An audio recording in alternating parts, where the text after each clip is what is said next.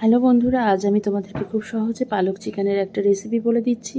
তো কড়াইতে তেলটা গরম করে নিলাম, নিয়ে একটু পাঁচফোড়ন দিয়ে দিয়েছিলাম।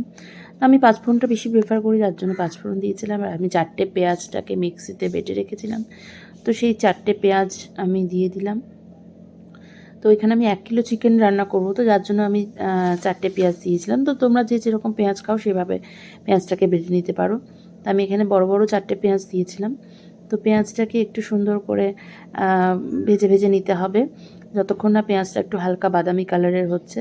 তো পেঁয়াজটা বাদামি কালার হতেই আমি এখানে দেখো মাংস দিয়ে দিলাম। তো আমি 1 কিলো মাংস রান্না করব, তো আমি এখানে মাংসটা দিয়ে দিলাম। মাংসটা দেওয়ার পরে সুন্দর করে নেড়ে ছেড়ে নিতে হবে, মাংসটার মধ্যে পেঁয়াজটা পুরো লাগিয়ে নিতে হবে। তো বন্ধুরা, আমি এখানে জল ইউজ করিনি, তো তোমরা যেভাবে রান্না করো, আমি খুব সহজে এই পদ্ধতিটা আমি রান্না করে থাকি। আর খুব সহজে একদম খুব চটজলদি হয়ে যায়। তারপরে আমি একটু নুন দিয়ে দিলাম কড়াইতে, স্বাদ মতন নুনটা দেখে সবাই দিয়ে দিও, যে যেরকম নুন খাও, কম বেশি যে যেরকম নুন খাও স্বাদ মতন নুনটা দিয়ে দেবে।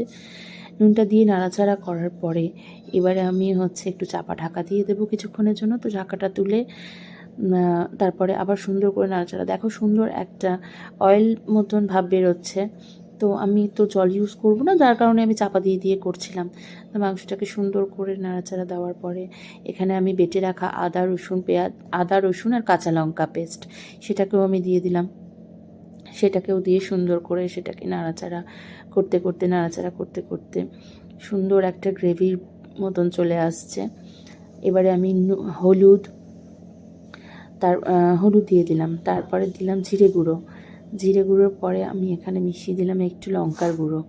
তো লঙ্কার গুঁড়োটা যে যেরকম ঝাল খাবে সেরকমটাই দেবে, যতটা ঝাল খাবে। আমরা ঝালটা খুব কম খাই, তো যার জন্য আমি অল্প করে দিয়েছিলাম।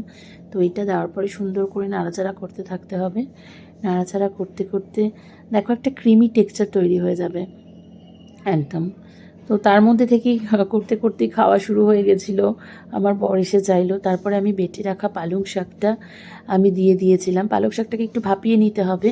তো তারপরে আমি দিয়ে দিলাম টক দইটাকে দিয়ে সুন্দর করে, পালং শাক আর টক দইটাকে দিয়ে সুন্দর করে নেড়ে ছেড়ে একদম একটু ঢাকা দিয়েছিলাম। তারপর ঢাকা দেওয়ার পরে দেখো বন্ধুরা, খুব সুন্দর একটা কালার চলে এসছে, আর এত সুন্দর একটা ক্রিমি পেস্ট তৈরি হয়ে চলে এসেছিলো, দেখতেই পাচ্ছ তোমরা। তো দেখো আমি চাপা দিয়ে দিয়েছিলাম, চাপা দিয়ে ফের, আর এত সুন্দর অয়েল বেরিয়েছিল। আমি কিন্তু এখানে একটা ফোঁটাও জল ইউজ করিনি। তো দেখো খুব সুন্দর একটা কালারও চলে এসেছে, আর এখান থেকে অয়েলটাও বেরিয়েছিল চিকেন থেকে। তো দেখে নাও, আমার তৈরি হয়ে গেল খুব সহজে পালক চিকেনের রেসিপি।